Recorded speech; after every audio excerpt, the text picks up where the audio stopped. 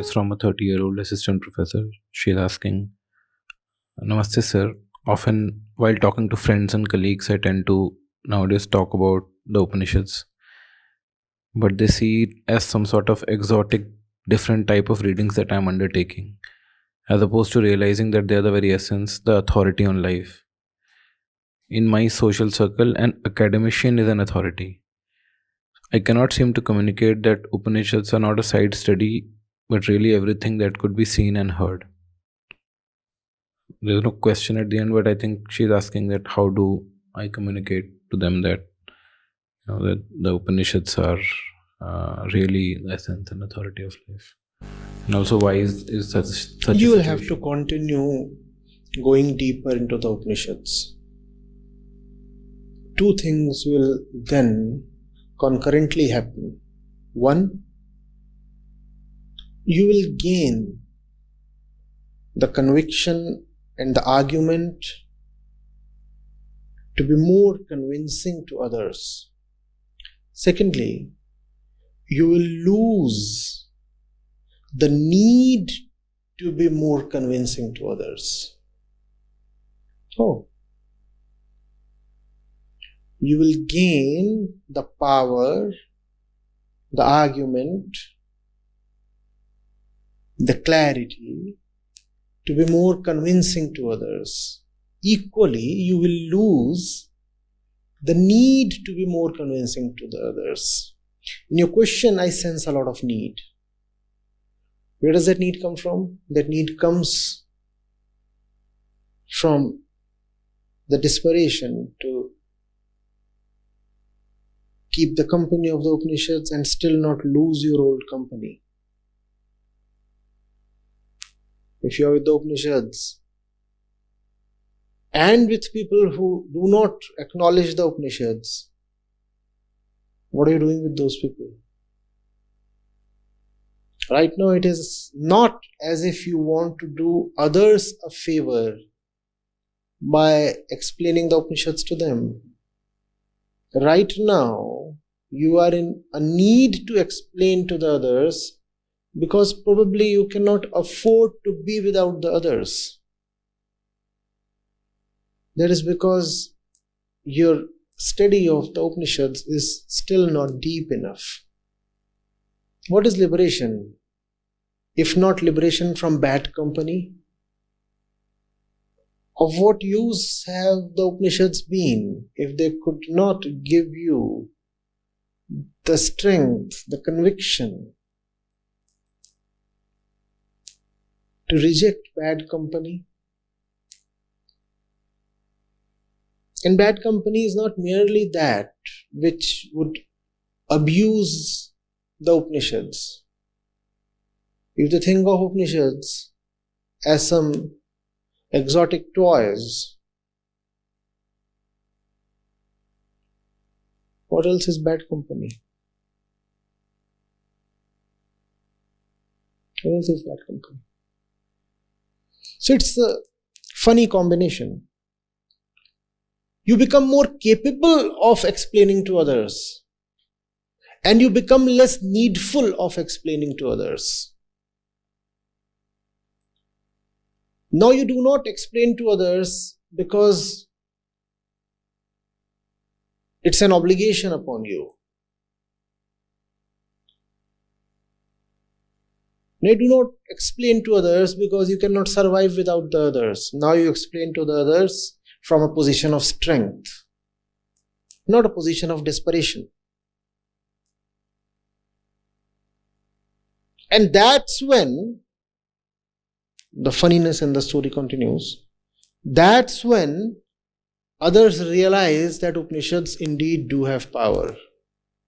When they'll see that you are not even interested in explaining to unworthy people, they'll realize you have understood something important. And then they'll come a-begging.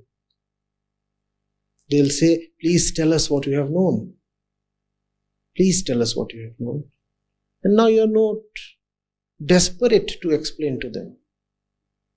Now you will choose the worthy listeners.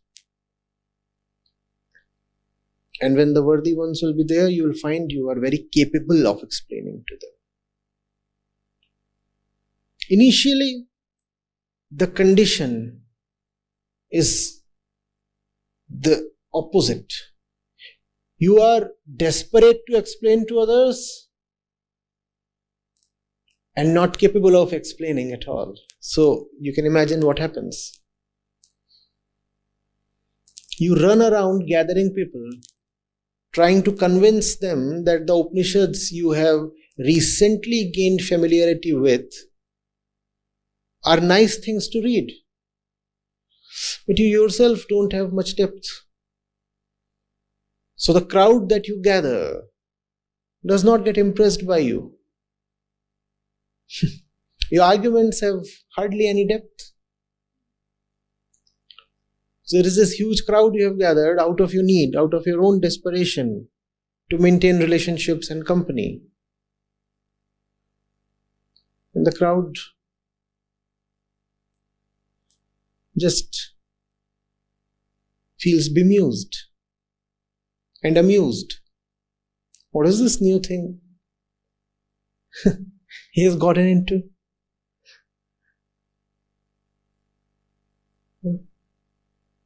And all in all, one gives the Upanishads a bad name.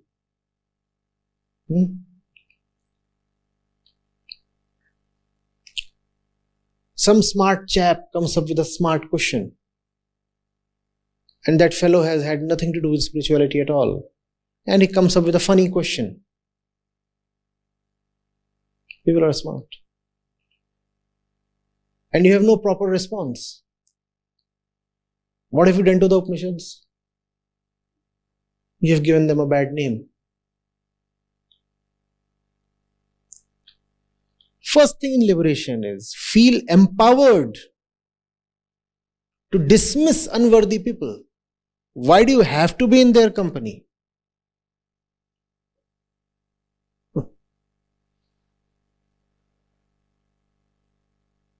If a worthy one is spotted, do everything you can to relay this special knowledge to him or her.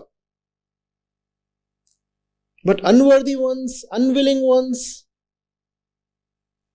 two hoots to them.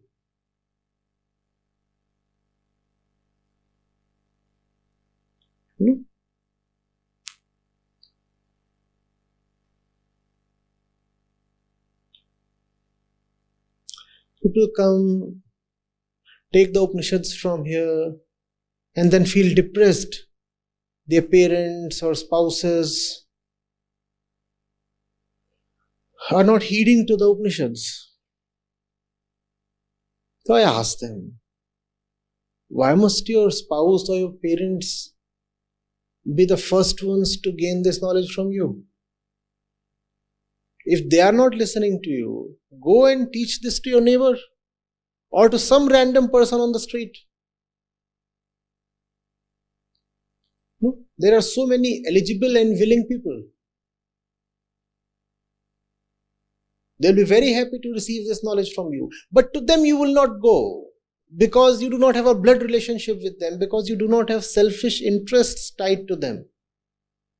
So you won't go to them. Instead, you go to their spouse. It's all right. I do not say do not teach the Upanishads to your spouse. But having tried with your spouse, if you meet resistance and unwillingness and also ineligibility, why do you still keep wasting your time with that ineligible person? Aren't there other more deserving candidates to invest your time upon? Go to them, teach them. But no, we are held captive by bonds of blood, by bonds of pecuniary or social interest. No? I have just learned the Upanishad, and if I can impress my boss with it, I'll gain a quick promotion. So I'll go to the boss and gift a copy of the Upanishads. And the boss doesn't care. And then I'm hurt. And then what do? I ask Acharya, how to impress one's boss with the Upanishads. Offer your resignation. He'll be impressed. Your resignation will be your first baby step towards the Upanishad. Why work under a boss who's stupid enough to not respect the Upanishads? Aren't you ashamed?